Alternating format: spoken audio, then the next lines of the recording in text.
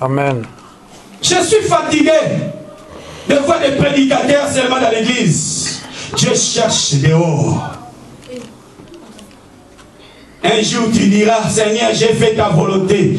Il dit non, il n'a pas fait ma volonté, il a fait la volonté des hommes pour être glorifié, pour être acclamé. Et pourtant, l'œuvre c'est dehors. Alléluia. Amen. Alléluia. Amen. Dieu nous envoie dehors. Jean chapitre 20, 21. Tu es envoyé de Dieu. Amen. N'oubliez pas cela. Tu n'es pas venu en Europe par accident. Tu n'es pas venu ici à Leeds par accident. Tu n'es pas venu ici en Angleterre par accident. Tu n'es pas dans ce pays-là où tu te trouves par accident. Mais c'est Dieu qui t'a envoyé afin que tu puisses prêcher la bonne nouvelle aux perdus. Amen. Au nom de Jésus. Amen. Jean chapitre 20, verset 21. La Bible dit, Jésus leur dit de nouveau, la paix soit avec vous, comme le Père m'a envoyé, moi aussi je vous envoie. Est-ce que nous sommes là? Amen. Est-ce que nous sommes là? Amen. Jésus leur dit de nouveau, la paix soit avec vous, comme le Père m'a envoyé, moi aussi je vous envoie. Amen. Ce n'était pas seulement au temps des apôtres. Nous sommes aussi envoyés par Dieu en ces temps. Parce que c'est Jésus que nous adorons, il n'a pas changé. Il est le même hier, aujourd'hui et éternellement. Amen. Amen. Amen. Amen. Jésus n'a pas changé. Le Saint-Esprit n'a pas changé. C'est le même Saint-Esprit qui avait accompagné les apôtres. C'est le même Saint-Esprit qui va aussi nous accompagner demain. Disons Amen. Amen. Amen. Amen. Gloire à Dieu. Amen. Nous allons dans le livre de Matthieu, chapitre 10. Matthieu, chapitre 10. Dieu est un envoyé de Dieu. Amen. Amen. Dieu est un envoyé de Dieu. Verset 1, la Bible dit, puis ayant appelé les 12 disciples, il leur donna le pouvoir de chasser les esprits impurs et de guérir toute maladie et toute infirmité. Et dans le verset 7, il dit, allez prêcher et dites, le royaume des cieux est proche. Guérissez les malades, ressuscitez les morts, purifiez les lépreux, chassez les démons. Vous avez reçu gratuitement, donné gratuitement. Disons Amen. Amen. Il a dit allez aux apôtres. Il pouvait lui dire aussi restez. Est-ce que nous comprenons bien? Amen. Il a dit allez. Lorsque tu deviens disciple de Jésus, tout chrétien est disciple de Jésus. Si tu n'es pas disciple de Jésus, c'est-à-dire que tu n'as pas Christ. Disciple, c'est-à-dire un étudiant, un élève qui suit l'enseignement d'un maître. Et notre maître, c'est Jésus. Et Jésus nous a laissé le Saint-Esprit, qui est le maître, qui est le docteur, qui est le vrai enseignant par excellence. C'est le Saint-Esprit. Alléluia. Amen. Donc un disciple doit aller prêcher. Si tu n'es pas capable de prêcher la parole de Dieu jusqu'à aujourd'hui, je te dis que tu n'es pas encore devenu un disciple de Jésus. Prêcher la parole de Dieu, ce n'est pas que tu dois connaître toute la Bible, de Genèse à Apocalypse. Non, ce n'est pas nécessaire. Les petits que tu connais, la connaissance que tu as reçue, les instructions, les enseignements, les prédications que tu as entendues, ce sont ces choses que tu dois parler aux perdus. Le royaume des cieux est proche. Jésus revient bientôt. C'est ça le message d'évangélisation. Moi, je suis celui qui crie dans le désert. Moi, je ne suis pas un prophète. Je ne suis pas un pasteur. Je ne suis pas un évangéliste. Je ne suis pas un prophète ou docteur. Mais moi, je suis celui qui crie dans le désert. Jean-Baptiste cria, le royaume des cieux est proche. Et Jésus, il vient, il dit les mêmes choses. Le royaume des cieux est proche. Et les apôtres, ils ont prêché les mêmes messages. Le royaume des cieux est proche. Jésus revient bientôt. C'est pourquoi l'église de Dieu est là pour aller évangéliser, pour prêcher que Jésus revient bientôt. Malgré tes biens matériels, malgré que tu es un intellectuel, malgré dans la société on t'acclame, on te glorifie. Mais sans Jésus c'est l'enfer, c'est le glissement des dents. C'est le temps de se repentir. C'est le temps de donner ton cœur à Jésus. Parce que Jésus revient bientôt. Regarde-moi que je suis. J'étais un pécheur. J'étais dans le monde. Mais Jésus m'a pardonné. Jésus m'a libéré. Aujourd'hui, j'ai l'assurance de voir mon Seigneur. Même si je meurs aujourd'hui, je sais que je verrai mon Rédempteur au nom de Jésus. Amen. C'est ça le témoignage que nous devons donner dehors. Alléluia. Amen. Alléluia. Amen.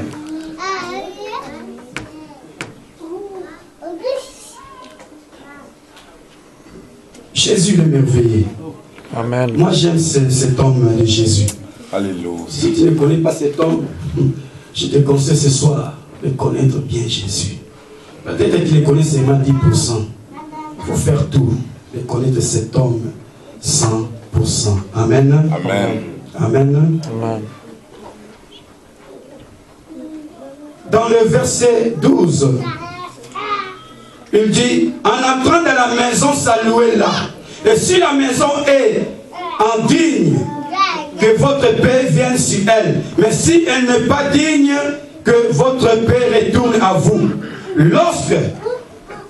Lorsqu'on ne vous recevra pas et qu'on n'écoutera pas vos paroles, sortez de cette maison ou de cette ville, secouez la poussière de vos pieds. C'est-à-dire la malédiction va tomber dans cette maison qui ne veut pas recevoir Jésus dans sa vie. Celui qui va refuser tes paroles, il ne refuse pas toi, mais il refuse la personne qui t'a envoyé, bien-aimé. Ce n'est pas à toi de discuter. Il dit, je vous l'ai dit en vérité, au jour du jugement, le pays de Sodome et de Gomorrhe sera traité moins rigoureusement que cette ville-là. Donc, les pays, ou bien le village, ou bien les villes qui rejettent la parole de Christ, ils recevront leur sort. Le jugement tombera sur eux un jour.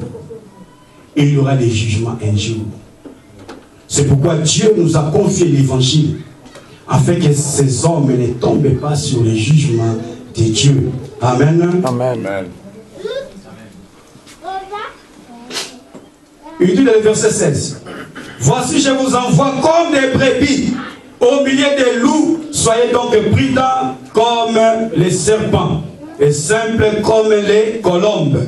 Mettez-vous en garde contre les hommes, car ils vous livreront aux tribunaux et ils vous battront des verges dans leurs synagogues. Vous serez menés à cause de moi devant les gouverneurs, devant la police, devant les rois, pour servir de témoignages à eux et aux païens. Disons Amen. Amen. Pour servir de témoignages. On peut t'arrêter à cause de Jésus. Moi, un jour en Hollande, au marché, j'ai prêché. Je disais, Jésus, il est le Seigneur, il est le Sauveur, il est le chemin, la vie et la vérité. Because you have your heart on Jesus Christus. Jesus is the way, the Father, and living. Niemand kann sie den Vater all by Jesus Christ. Alléluia. Amen. J'ai parlé beaucoup à ces jours-là. Après avoir quitté la chambre haute. Et la police est venue. M'a arrêté. On m'a dit, mais toi tu fais des bruits ici. Ah, moi je dis, je fais des bruits. Oui. On m'a dit que toi tu fais des bruits, tu troubles les gens ici, tu parles beaucoup. Moi je dis, oui c'est vrai. Je ne trouble pas les gens, mais je parle de Jésus. Parce que c'est Jésus-là, il m'a sauvé, il m'a libéré, il m'a délivré. Amen. Et vous connaissez bien l'état spirituel de la Hollande. Il y a la drogue, la liberté de la drogue est ici. Et beaucoup de jeunes gens sont enchaînés à cause de la drogue. Mais l'évangile de Christ est capable de libérer ces gens. Les policiers étaient calmes, il m'a écouté. Il m'a dit, ok, ce que tu fais là c'est bien. Mais je vais te conseiller. Demande la permission à la police. Ils vont te donner la permission pour prêcher partout. J'ai retourné à la maison. J'ai glorifié le Seigneur pour ce qui s'est passé. J'ai écrit la lettre. j'ai envoyé à la police. Et la police me donne la réponse en disant pas de problème, on te donne la liberté d'évangéliser. 30 minutes dans le marché, 30 minutes tu vas à un autre endroit. Je dis oh merci Seigneur, 30 minutes c'est beaucoup même. Alléluia. Amen. Gloire à Dieu. Amen. Donc j'avais la liberté d'évangéliser à plein air. Personne ne pourra m'arrêter. Parce que Dieu, il savait qu'un jour, je vais témoigner devant les policiers, devant les gouverneurs, devant les rois, pour servir de témoignage en eux et aux païens. Comme la Bible déclare dans le livre de Matthieu chapitre 10 et 18. Alléluia. Amen. Maintenant, on vous livrera. Ne vous inquiétez ni de la manière dont vous parlerez, ni de ce que vous direz. Ne t'inquiète pas, bien-aimé. Lorsque demain nous allons dehors, je te prépare déjà. Prépare-toi demain. Nous allons dehors. Ne t'inquiète pas. Si les gens te montrent, ne t'inquiète pas. Si les gens t'insultent, ne t'inquiète pas. Si les gens te posent des questions, ne t'inquiète pas. Alléluia. Amen. Pourquoi tu n'as pas besoin de t'inquiéter? Il dit ici, ce que vous aurez à dire vous sera donné à l'heure même. Amen. Verset 20. Car ce n'est pas vous qui parlerez, c'est l'Esprit de votre Père qui parlera en vous. Alléluia. Amen. Luc chapitre 12, la Bible dit, en ce moment-là, le Saint-Esprit te donnera des paroles que tu voudras dire. Luc chapitre 12. Pour appuyer ces versets. En l'air même, le Saint-Esprit va t'aider, bien-aimé, pour confesser le nom de Jésus. Pour témoigner le nom de Jésus au perdu, disons Amen. Amen. Amen. C'est pourquoi le Seigneur Jésus dira aux apôtres, ne vous éloignez pas de Jérusalem, ne quittez pas Jérusalem, restez à Jérusalem jusqu'à ce que vous serez revêtus de la puissance d'en haut. Alléluia. Parce qu'il savait, sans la puissance d'en haut, tu ne peux pas prêcher l'évangile. Tu ne peux pas gagner les âmes. Tu ne peux pas évangéliser. Tu ne peux pas résister contre les attaques du diable. Alléluia. Tu ne pourras pas résister. C'est pourquoi il avait dit aux apôtres de rester à Jérusalem. Jusqu'à ce que vous soyez revêtus de la puissance d'en haut. Amen. Amen. On a besoin du Saint-Esprit dans nos vies. Amen. On a besoin de la communion, la relation intime avec le Saint-Esprit chaque jour. Afin que nous soyons revêtus de cette puissance. Parce que le combat est spirituel. Parce que nous allons rencontrer les gens qui sont possédés par des démons. Nous allons rencontrer les occultistes, les sorciers, les marabouts, les magiciens. Nous allons rencontrer les idolâtres. Si tu n'es pas inspiré par le Saint-Esprit, comment est-ce que tu vas entretenir avec ces gens? En néerlandais on dit, sinon tu seras comme monde mais te fait tendre. C'est-à-dire la bouche pleine de dents. Vous savez, lorsque la bouche est pleine de dents, c'est-à-dire que tu n'arrives pas à parler. Monde mais folle tendre. Lorsque tu as de l'eau dans ta bouche, tu ne peux pas parler bien. Lorsque tu as le Saint-Esprit en toi, qui est inspiré par le Saint-Esprit, tu vas parler avec toute assurance, sans crainte, disons Amen. Amen. Amen. Amen. Luc chapitre 12, 4 à 5. Luc chapitre 12, 4 à 5. Mais voici, envoie-moi, c'est le thème de ce soir. Envoie-moi, Seigneur, vers le perdu. Envoie-moi vers les aveugles. Au nom de Jésus. Luc chapitre 12, verset 4. Je vous dis à vous qui êtes mes amis, ne craignez pas ce qui tue les corps et qui après cela ne peuvent rien faire de plus. Je vous montrerai qui vous devez craindre. Alors, craignez celui qui, après avoir tué, a le pouvoir de jeter dans les GM. Oui, je vous l'ai dit, c'est lui que vous devez craindre. Amen. Amen. Amen. Amen. Je voulais dire à quelqu'un ce soir, ne crains rien. Ne crains rien parce que l'Éternel est avec toi. Ne crains rien parce que le Saint-Esprit est à toi. Alléluia. Amen. Alléluia. Amen. Ne crains rien. Jean 15, 18, 21.